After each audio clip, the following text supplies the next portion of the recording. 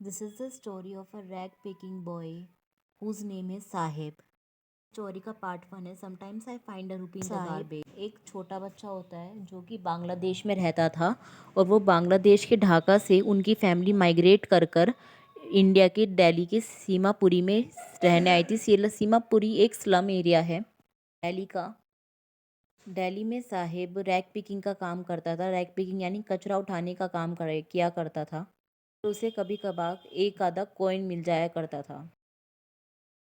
सीमापुरी में 10,000 लोग कचरे उठाने का काम किया करते थे जिसे हम रैग पिकिंग कहते हैं। मतलब होता है वो लोग तो जो वो वहाँ इलीगली पे लैंड बहुत पे ज़्यादा रहते स्लम हैं। में रहा तो करते थे अराउंड और 10,000 रैग स्ट्रगल पिकर्स थी लिव इन अ उनकी लाइफ मिजरेबल में कंडीशन बहुत इन द ज़्यादा स्लम ऑफ क्योंकि वो सीमापुरी दिल्ली। जो कचरे से ही अपनी 10,000 लाइफ रैग जिया पिकर्स करते कम थे, से कम कचरे रहते के थे सामान जो से कि ही अपनी इलीगली रह रहे थे बेसिक और वो नीड एक पूरा बहुत किया बुरी करते थे। कंडीशन में रहते थे स्लम्स ऑफ सीमापुरी में, यानी सीमापुरी के स्लम एरिया में जो कि दिल्ली में है।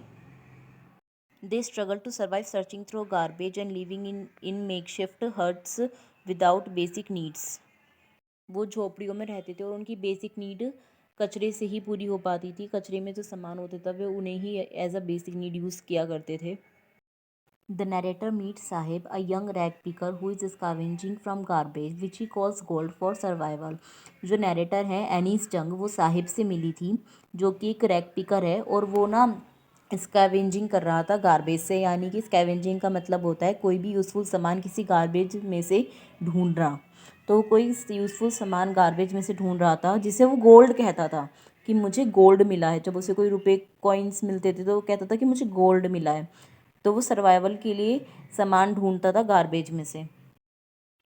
Sahib Sahib dreams of going to school but ends up working at a tea stall, losing his family and joy, and he is no longer his own master.